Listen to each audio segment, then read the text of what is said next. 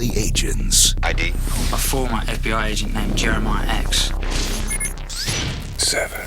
She's all from glass, trained to do nothing but kill 1,000 different ways. The government's only hope. Someone's developed a micro-device. The perfect assassin. Hunting a stolen military experiment. Injectable, lies in wait inside its victim. One touch of a button, you can give a head state a heart attack. To find it, they must first hunt each other. Let's finish this.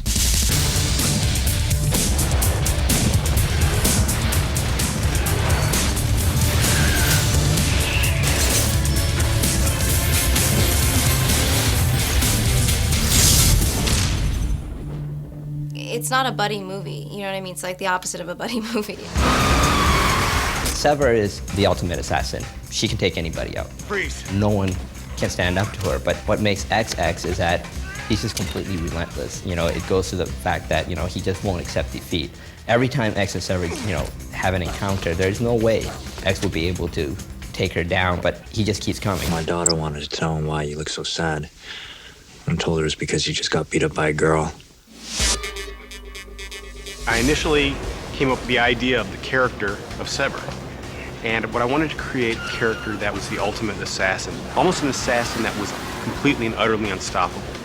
And then try to create the unstoppable object and the immovable force, which is in terms of X, so that you have these diametrically opposed forces that are going to be brought together. I need you to find her. Of course you do. 7 years ago, he lost his wife and he blamed himself for this. And this is actually the source of all his greatness and the source of all his miseries. All together. Finn's alive. You saw her die. You saw an explosion. You went to a funeral. You saw a closed casket. You waited 7 years to tell me this. You think I wouldn't have come to you right away if I'd known? When Antonio Banderas was presented as a potential actor for the piece, I jumped all over that. I said, you know, he is X. He has the quality of both that sort of tragic hero that is pained and yet at the same time is unrelenting.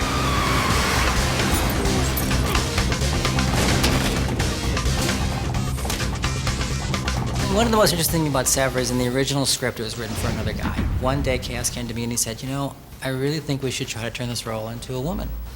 And then Antonio was the one who suggested Lucy Liu for the part.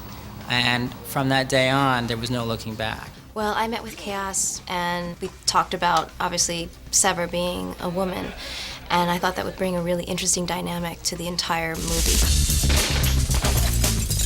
There are no innocent people, you know that.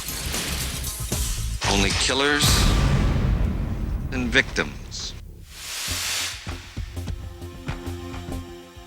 Sever was part of the Defense Intelligence Agency, which I'm told exists. Sever breaks the rules of an operative because she finds someone she loves, she has a family, she has a child, and they are accidentally killed in one of the operations that I promote. You broke profile. Is that what you call having a child? Gant is who she used to work for, and she will do anything it takes to kill him. She has nothing else in her life that she wants to live for except for this revenge. Well, soft kill is a technology that's developed that I covet and ultimately steal, and all will go well if it's delivered to me as it's supposed to be, but Sever gets a hold of that hardware. It didn't have to come to this, Sever. Well, now it has.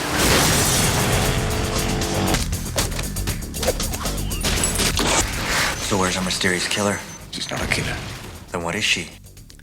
A mother. Antonio gets involved because he is looking for his family and she has information that he needs. I have a situation and you're my only option. And he accepts to go in a mission because he's promised that his wife is still alive. And that is the only thing that moves him. Because of what has happened in the past, we both think we have been killed. Where is she? She's in control of the situation, and she's determined to get her revenge. All that training. Is that the best you can do? No, this is.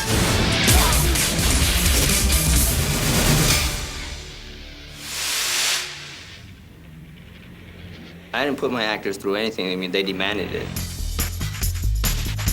We talked about doing the fights, and they were like, we want to do the fights. So I was like, okay, it's going to take some training. The training that was done for this movie was a lot more intensive, actually, than Charlie's Angels for me, because it went on for about 3.5 months, and there's a lot of knife fighting, and there's some stick fighting in this film for her, and I had to learn all of that. So this fight scene is like a match for match and involves close hand knife fight with flurries and movement. Even though they were plastic knives that we used, they were very sharp and they weren't soft. So if, if he actually stuck me in the throat, it wasn't just gonna bend like a banana. It was gonna go through my throat. So I really learned to block. The hand-to-hand stuff with Antonio was pretty intense because we had very different fighting styles as characters. She was very technically oriented when it came to any of the physical movements that she did, and he was more of down and dirty, kind of a brawler. So when we had the actual fight together, there were so many moments that were unexpected for both of us. There was one time that he picked me up and he threw me down, and it kind of wasn't originally going to happen, but it looked so good and it was so real, because it was, that we added that to the choreography and then just continued on from there.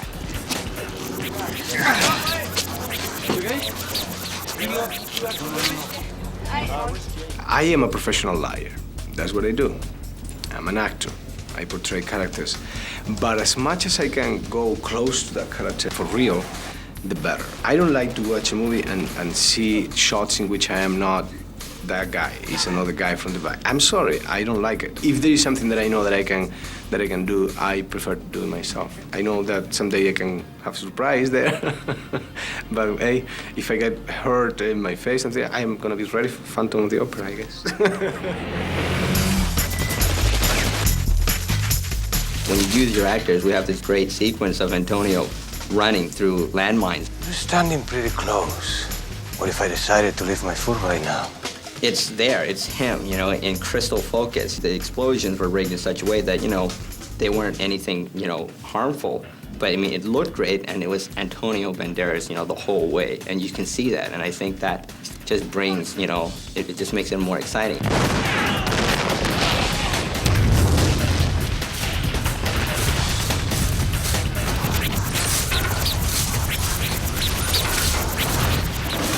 You have Antonio Banderas, you have Lucy Liu, and if they're game for it, use them, right? And if they can do it, use them. So, far be it for me to say, don't worry, I'll just use your double and shoot from the back of your head, when I can just shoot them in any way I want. And for the audience, I think it'll be better too, where they actually, if you came to see Antonio Banderas and Lucy Liu, well, here they are.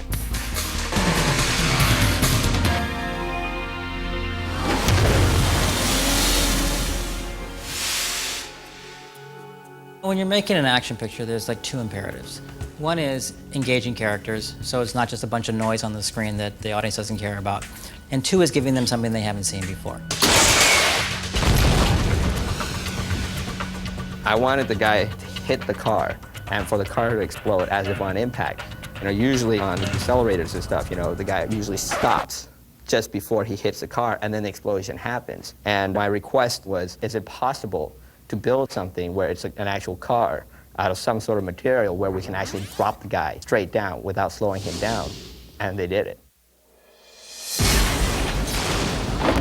This one is shot in the old way of doing this type of movies. The explosions are real explosions, the car crashes are real car crashes. When you see an actor close to fire, it's an actor close to fire. There is no so many tricks.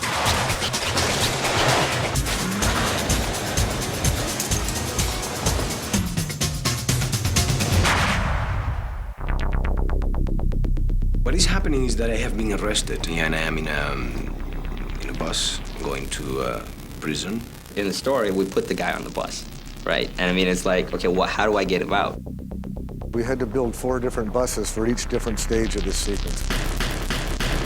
We have the hero bus, which is our driving bus for all the running shots. Prior to it turning over, we had another bus where we had to explode the whole engine compartment with primacord, which is basically roped dynamite and big bags of gas to create the flame.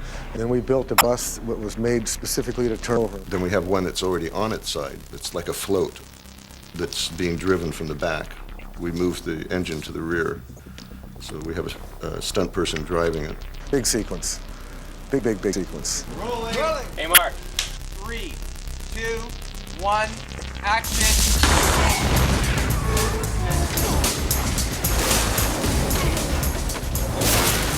And as it travels, Antonio is in the bus, so he has to run out and climb onto the bus as a second explosion splits the bus in half, and the second half of the bus is still continuing to slide down this road while Antonio's on top of the bus, which is now its side. Perfect.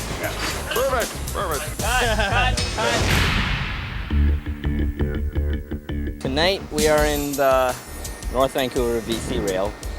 It's where Sever's lair, if you will, is situated. This set was a challenge because of its scale. The train yard, everything was so huge, the proportions were huge, so the effects had to be proportional. And we got a slogan going on the set of "Go big or go home."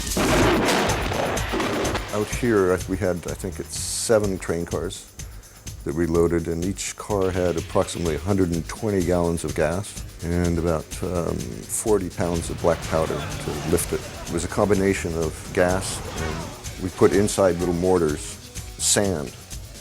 So the sand would smack the side of the train and blow the sides off, followed by the fireballs. That's how we kind of destroyed the train cars.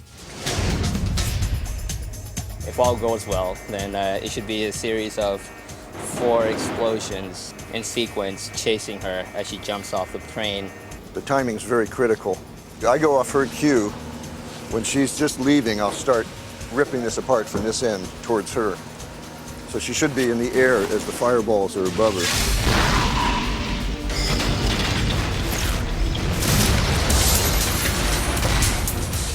There was a point where it became so scattered for me that I didn't really know what we were shooting anymore with the action, with the explosions. And I just thought, okay, well, I'm just gonna show up to the set and just let Chaos put me wherever he wants to put me. And you know, he would say, okay, now you're gonna turn and you're gonna run that way, and okay, great.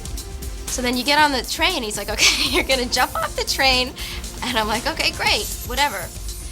And then they're like, okay, and rolling, and then bring on the pyrotechnics, and there's this huge, literally, this fireball. I think they shot the rehearsal because after that I was just like, oh my God, thanks for telling me.